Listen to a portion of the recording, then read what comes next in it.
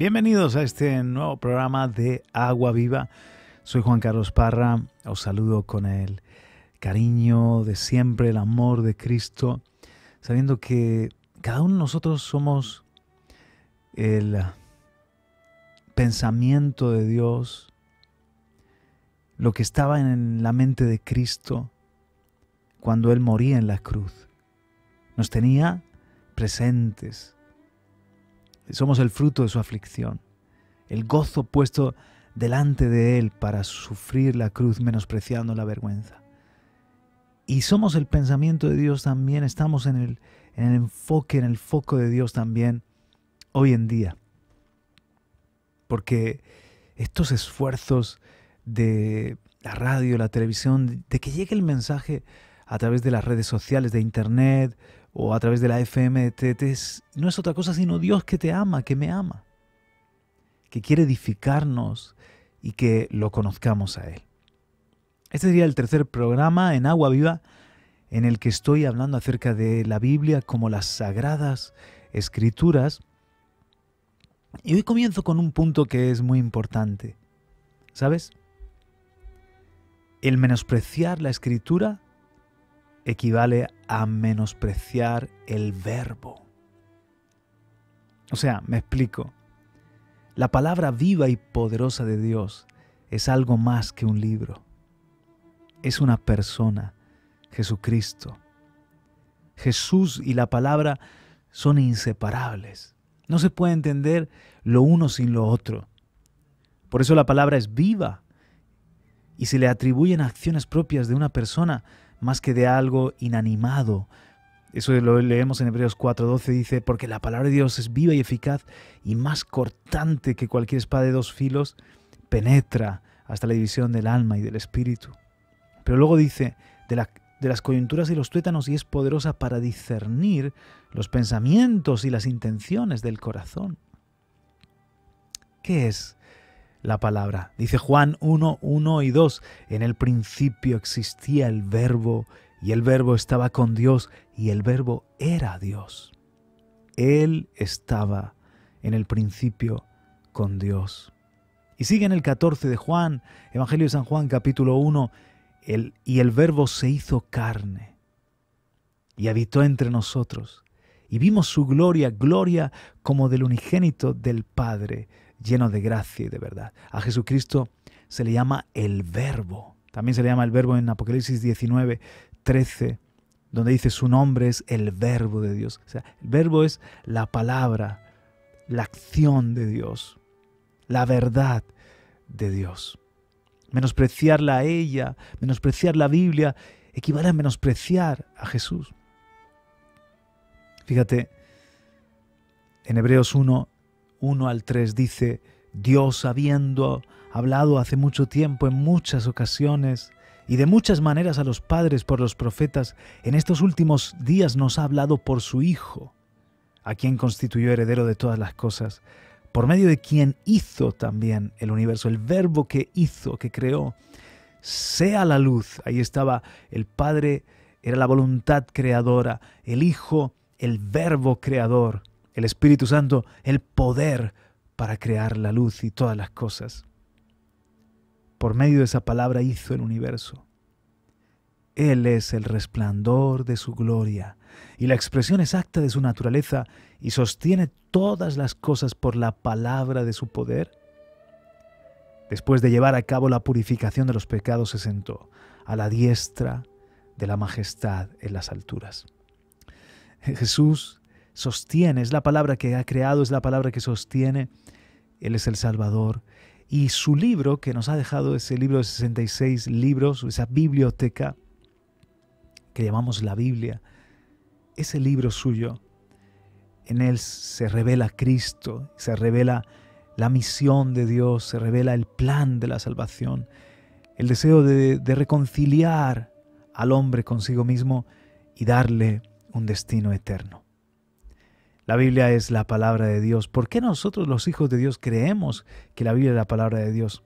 Bueno, en el programa anterior te di algunas razones y nosotros los cristianos también remitimos a la prueba de las profecías cumplidas. El argumento de las profecías cumplidas es uno de los más poderosos. La misma palabra nos invita a recurrir a él. Por ejemplo, en 2 de Pedro 1:19 dice: y así tenemos la palabra profética más segura, a la cual hacéis bien en prestar atención, como una lámpara que brilla en el lugar oscuro, hasta que el día despunte y el lucero de la mañana aparezca en vuestros corazones. ¿Ves? Se le llama la palabra profética más segura. Y en Isaías lo repite, dice Isaías 46:9 al 10: acordaos de las cosas anteriores ya pasadas, porque yo soy Dios y no hay otro. Yo soy Dios y no hay ninguno como yo, que declaro el fin desde el principio y desde la antigüedad lo que no ha sido hecho. Yo digo, mi propósito será establecido y todo lo que quiero realizaré. En Isaías, cuando lees tranquilamente Isaías, una y otra vez dice: ¿qué otro Dios anunció lo que estaba por venir desde el principio y ha sido? Y anuncia las cosas venideras y serán. Isaías 48:3 dice: las cosas pasadas desde hace tiempo las declaré, de mi boca salieron y las proclamé, de repente actué y se cumplieron. Dios está diciendo: ¿te das cuenta? No hay otro Dios. Tus ídolos, imaginaciones del hombre, creaciones del hombre, no pueden anunciar lo que está por venir y que se cumpla. Isaías 48:5: yo pues te las declaré desde hace tiempo, antes de que sucedieran te las proclamé. No sea que dijeras: mi ídolo las ha hecho y mi imagen tallada o fundida las ha ordenado. ¿Ves? Dios está diciendo, para que no las achaques a un Dios falso, a la casualidad, yo lo he declarado y lo he hecho. En Romanos 1:2 dice que Él ya había prometido por medio de sus profetas en las santas Escrituras.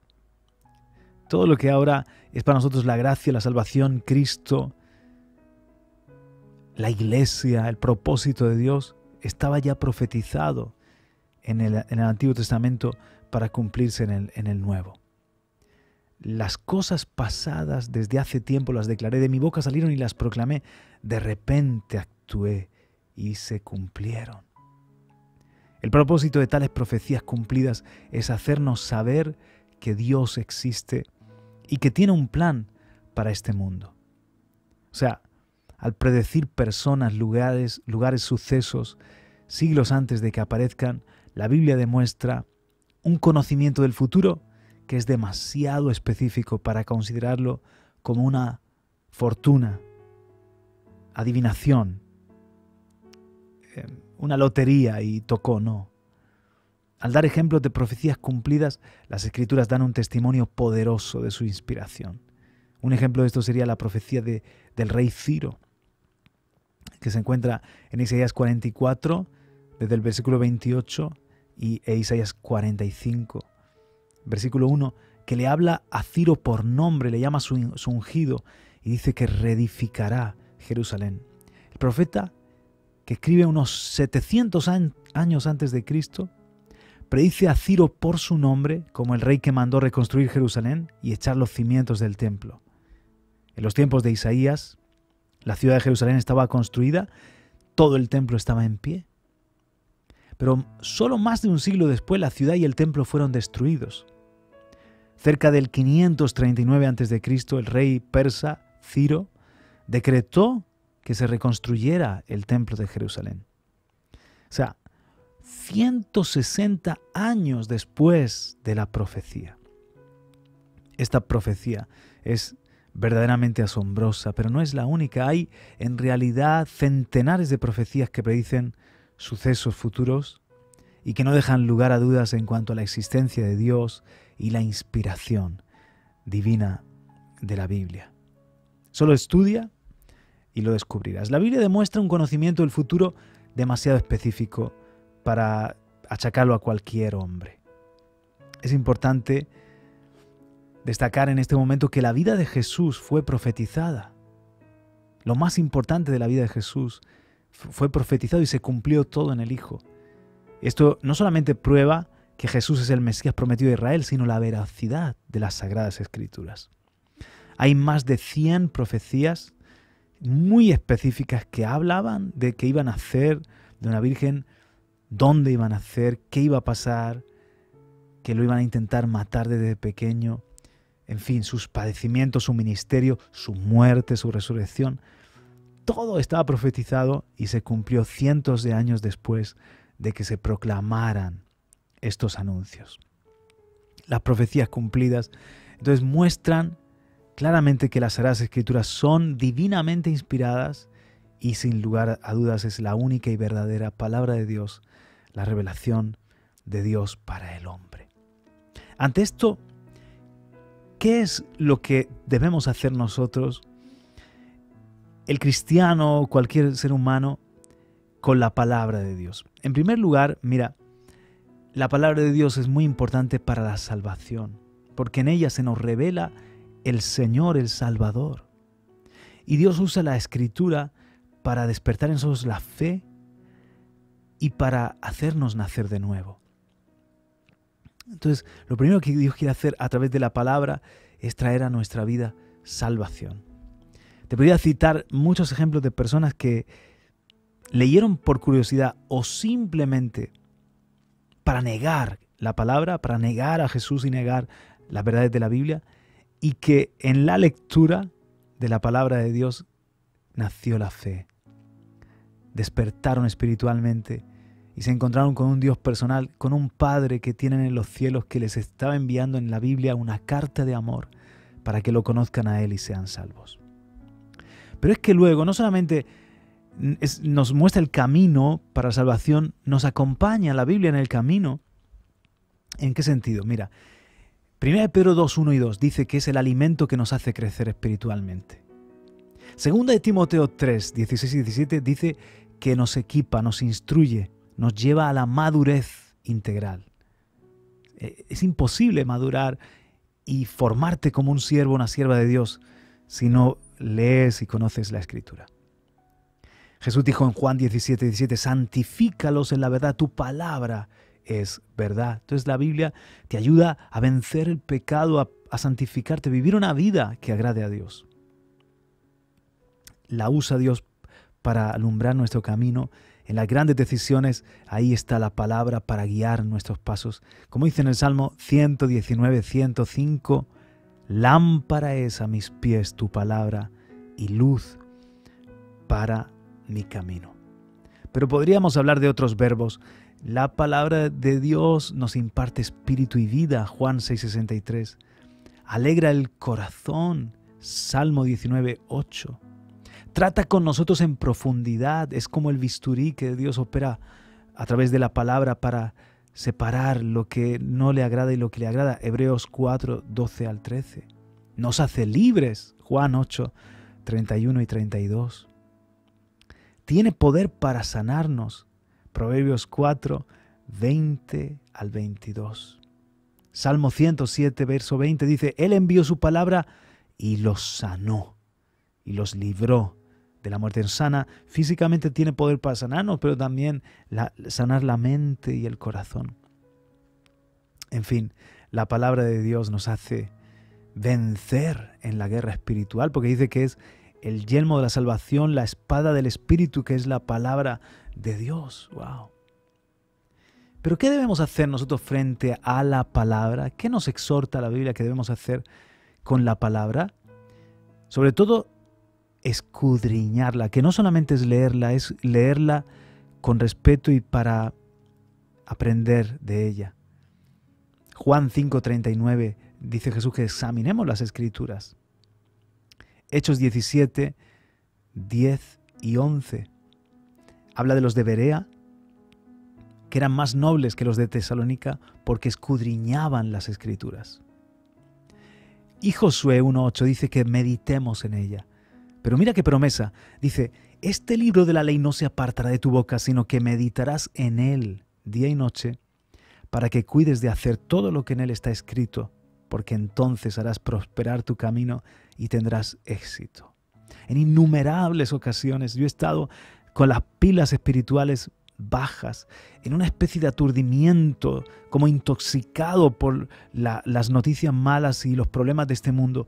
He ido a la Biblia, la palabra de Dios, la he leído con esta forma, meditando, subrayando, dejando que Dios me hable, y se ha renovado mi mente, se han recargado mis fuerzas, mis baterías espirituales, y he podido seguir en esta vida sirviendo a Dios y hacia adelante.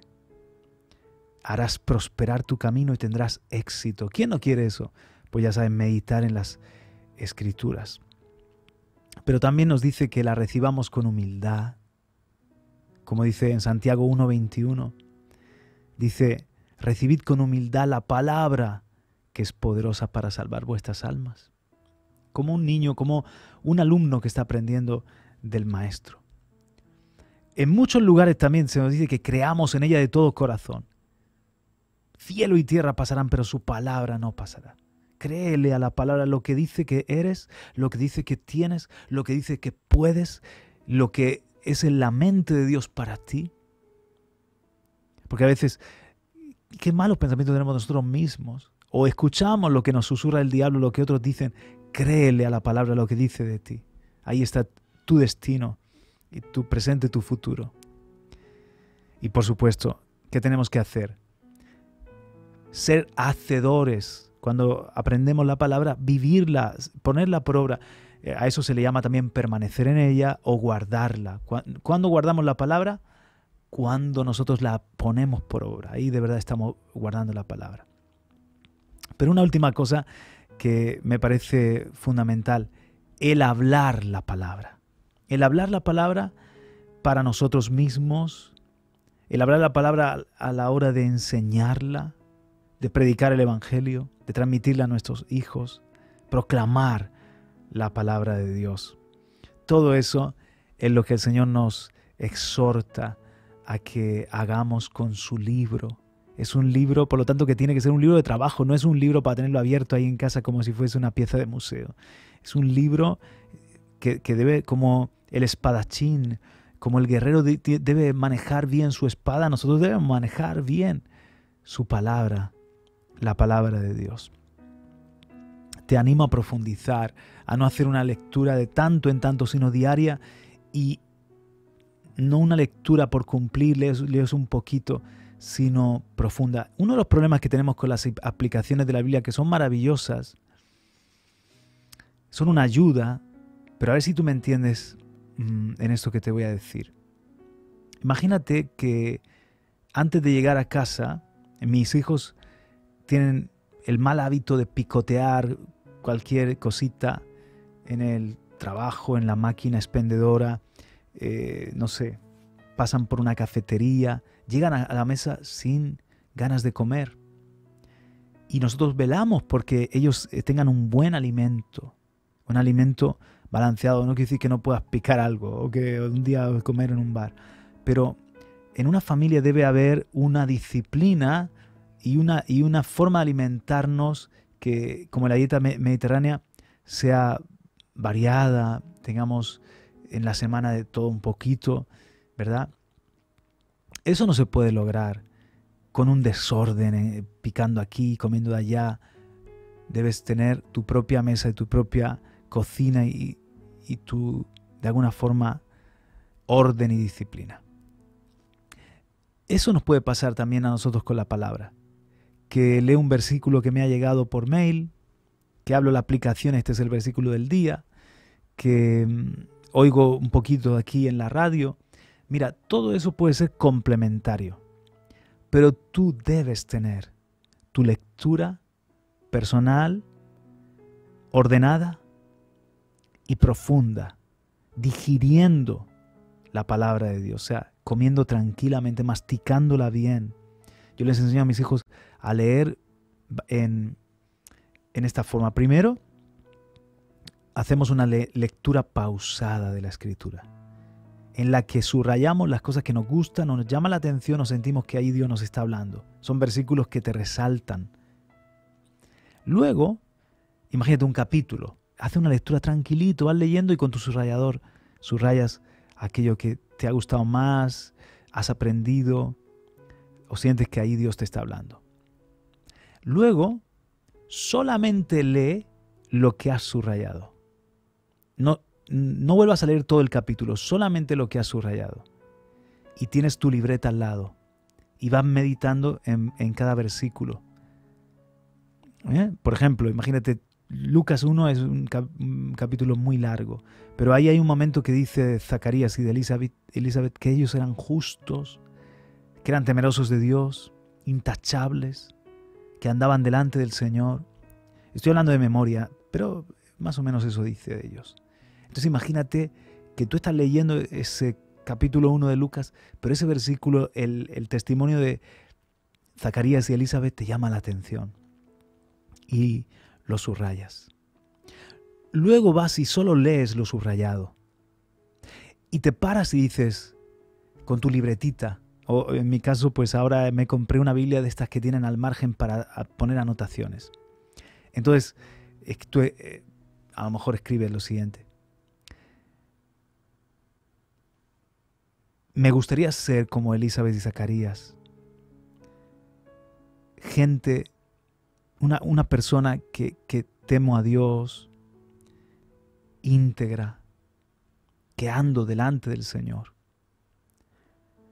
Y pones ahí, a la gente que es seria con Dios, les pasan grandes cosas como a Elizabeth y Zacarías.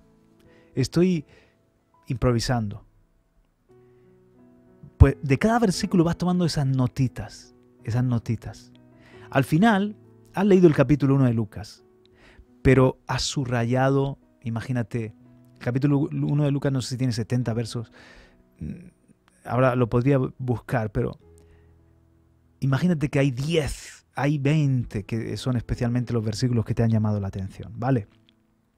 Y de ellos has tomado unas notas, los has subrayado, has tomado unas notas. En tercer lugar, solamente lee tus notas. Ya no estás leyendo los 70 versículos o los 20 subrayados. Solamente lee las notas que has tomado de esos versículos. Y te vas a dar cuenta de que Dios te habló en ese día. Te habló a través de Elizabeth, de Zacarías. Te habló acerca de un niño llamado Juan. Te habló ciertas cosas que tú has meditado en la palabra. Esto es meditar en la palabra. Esto es rumiar la palabra. Es una lectura detenida, pausada, tranquila. Y ahí, en esas notas tuyas de lo que Dios te habló en ese capítulo de Lucas, te vas a dar cuenta de que a lo mejor hay algo que es justo lo que necesita tu alma, tu ánimo, o justo la sabiduría necesaria para tomar una decisión, o justo ahí está la porción que le vas a dar a tus hijos ese día, a alguien le vas a hablar, wow, y el Espíritu te trae a memoria lo que te habló a través de sus versículos en ese capítulo. Bueno, pues esta forma de leer debe ser una forma de leer donde yo huyo, francamente, esto es una intimidad, pero te lo digo así, huyo de los planes de lectura que te dicen lee la Biblia en 6 meses, un año, lo que sea, porque necesito leer la palabra en esa forma tranquila. Y a veces el capítulo 1 de Zacarías me puede llevar 2 horas cuando lo leo tranquilo, lo subrayo y tomo mis notas. A lo mejor no puedo leer un capítulo 2, el capítulo 2, y alguien diría, oye, ¿y hoy cuántos capítulos habías leído? En mi plan de lectura yo llevaba 7 para hoy. Mira, yo solamente 1, pero vaya.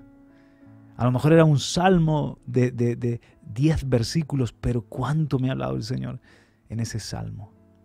Al fin y al cabo tenemos toda la vida para ir conociendo la Escritura y dejando que Dios nos hable a través de ella. Entonces, bueno, todo complementa, ¿vale? Tú puedes escuchar la radio, en tu app móvil, en tu mail que te llegan versículos, en tus redes sociales también, estupendo. Todo eso es como, no sé, un picoteo, unas chuches, entre comidas, pero las comidas fuertes las tienes que hacer tú, sentadito en tu mesa o en tu sillón o como sea, leyendo tu palabra como un verdadero hombre de Biblia, mujer de Biblia. Y luego me cuentas si no te transforma la vida el libro de Dios, el libro de los libros. Y wow, se me está yendo el día. Por cierto, un buen ejercicio que te invito a hacer. Aparta una hora para estar tranquilo o tranquila con el Señor. Lee el Salmo 119. Te va a tomar una hora más o menos. Eso sí, de forma seguida e ininterrumpida, que nada te distraiga. Apaga el teléfono porque ahí te van a entrar notificaciones, etc. Intenta sacar un tiempo para leer de nuevo el Salmo 119. Sus versículos son poderosos, pero no te detengas en esta ocasión, no te detengas demasiado. Haz como una lectura de corrido del Salmo 119 y cuando termines procura escribir lo que este Salmo ha dejado en tu espíritu. Porque es el Salmo en el que se nos habla especialmente acerca de la Biblia, las Sagradas Escrituras. El pastor Juan Radamés Fernández dice que él está seguro de que directamente ese Salmo 119 lo escribió el Hijo. Es demasiado sublime. Probablemente sí. Pero, a ver, escribe qué es lo que te ha dejado en tu espíritu ese Salmo. Y va a despertar un mayor amor y pasión por la palabra, por las Sagradas Escrituras. En el próximo programa voy a hablar sobre la inerrancia de la Biblia, que la Biblia no tiene error, la inerrancia de las Sagradas Escrituras, de la palabra de Dios. No te lo pierdas, seguiremos y será pues ya el final de esta serie de Agua Viva. Yo creo que va a ser de 4 o 5 programas como máximo hablando acerca de la Biblia como las Sagradas Escrituras, la palabra de Dios para nosotros. Hasta pronto, te mando un abrazo con mucho amor. Amén.